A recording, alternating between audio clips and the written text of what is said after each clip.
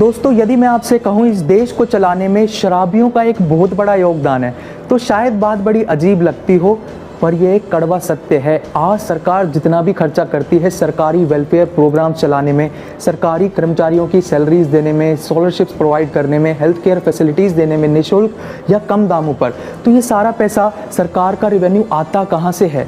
ये सारा पैसा सरकार जनता से ही डिफरेंट तरीके से जो टैक्स वसूली होती है उससे ये सारा रेवेन्यू सरकार का जनरेट होता है।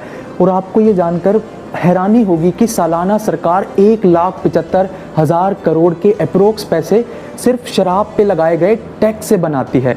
एक्चुअल में ना सरकार दो तरह से टैक्स वसूली करती है। एक होता है डायरेक्ट टैक्स।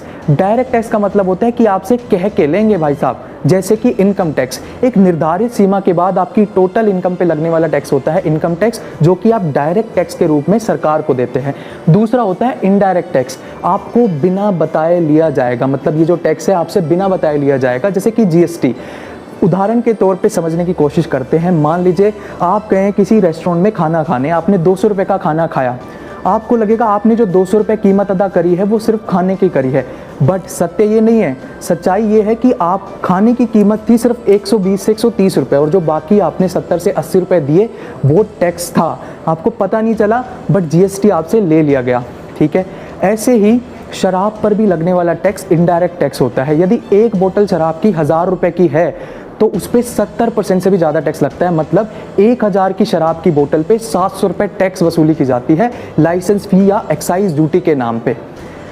अब सरकार इसको सपोर्ट करने के लिए एक तथ्य देती है। सरकार कहती है कि हमने शराब इसलिए महंगी बेचनी शुरू करी है ताकि लोग कम से कम खरीद पाएँ। तो अभी सबसे बड़ा सवाल उठता है कि यदि सरकार चाहती ही है कि शराब लोग ना पिएं तो बैन ही क्यों नहीं कर देती पूरे देश में? क्या रीज़न है कि शराब बैन नहीं कर पाती, और बैन कर भी देती है तो उसका फेलियर देखा जाता है, करप्शन देखा जाता है। तो नमस्कार दोस्तों, मैं हूं पीएस मक्कड़, और आज के इस एपिसोड 2 के अंदर हम इसी मुद्दे पे बात करेंगे कि देश में शराब बैन क्यों नहीं हो रही, क्या मजबूरी है सरकार की, और ये करप्शन को किस तरह से ये चीज़ बढ़ावा देती है, इसके बारे में डिस्कस करेंगे। तो वीडियो में एंड तक जरूर बने रहें, चैनल को सब्सक्राइब कर लें, वीडियो को लाइक ज़रूर कर दें। चलिए शुरू करते हैं। पूरे देश में शराब ना बैन कर पाने के पीछे सबसे बड़ा रीज़न होता है इकोनॉमिक लॉस। जी हाँ, देश को बहुत बड़ा इकोनॉमिक लॉस होगा, रेवेन्यू लॉस होगा यदि शराब पूरे देश में बैन कर दी जाए, क्योंकि एक बहुत बड़ा पोर्शन, जैसा कि मैंने पहले ही बताया, सालाना सरकार को 1,75,000 करोड़ का रेवेन्यू जनरेट करके देती है शराब पे जो टैक्स लगता है उससे। मैं एग्जांपल के तौर पे राजस्थान सरकार की बात करता हूँ। राजस्थान सरकार का सबसे ज़्यादा रेवेन्यू आता है जीएसटी कलेक्शन से। दूसरे नंबर पर कमाई होती है शराब पे लगाई गई एक्साइज ड्यूटी से। 15,000 करोड़ रुपये राजस्थान सरकार रेवेन्यू जनरेट करती है सिर्फ शराब बेच के। तो पहला तो रीजन हो गया इकोनॉमिक लॉस। दूसरा इंपॉर्टेंट रीजन है शराबबंदी का मीनिंगलेस हो जाना देश के अंदर। जी हाँ, इस देश में शराबबंदी मीनिंगलेस है। जैसे कि गुजरात और बिहार में शराबबंदी है, कोई क्या मीनिंग है उसका? जितने भी मेरे साथी गुजरात से हैं, बिहार से, कमेंट करके बताओ कि आपके स्टेट में शराब नहीं मिलती? बिल्कुल मिलती है भाई साहब। गुजरात के अंदर होम डिलीवरी होती है, होम डिलीवरी शराब की। ऐसा लगता ही नहीं वहाँ पर बैन है, इतनी ईजिली अवेलेबल होती है वहाँ पर शराब। और बिहार के अंदर लोगों ने घर में ही कारखाने डाल रखे हैं, वहीं पर शराब बन रही है, वहीं बिक रही है।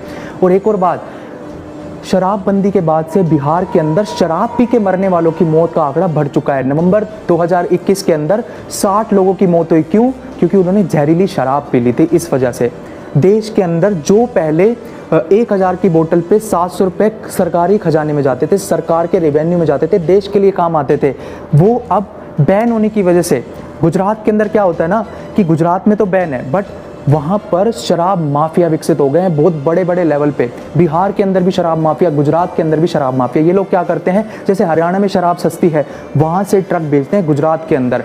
अब ऐसा तो है नहीं कि सरकार को कुछ पता नहीं है, सरकार को सब कुछ पता है। सरकार भी हमारे और आप जैसे लोगों से बनी है। समाज के अंदर सरकार को सारी चीज़ों का पता है, पर फिर भी बिक रही है। क्यों? क्योंकि करप्ट है, सिस्टम ही करप्ट है भाई साहब, पूरा सिस्टम करप्ट है।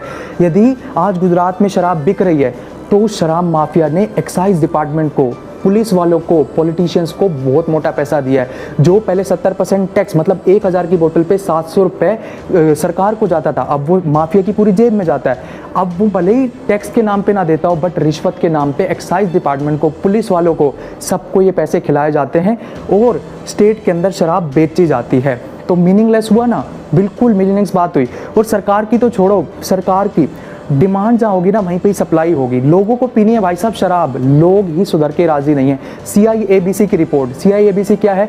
CIABC है confederation of Indian alcoholic beverage companies, इनकी रिपोर्ट आई। इन्होंने कहा भाई साहब 2022 के अंदर 20% शराब पीने वालों का इजाफा हुआ है। एक और बात यह है, दिल्ली में सालाना 756 करोड़ बियर की कैन बिकती है। तो लोगों को पीने, आज लोग अल्कोहल एडिक्ट हो चुके हैं।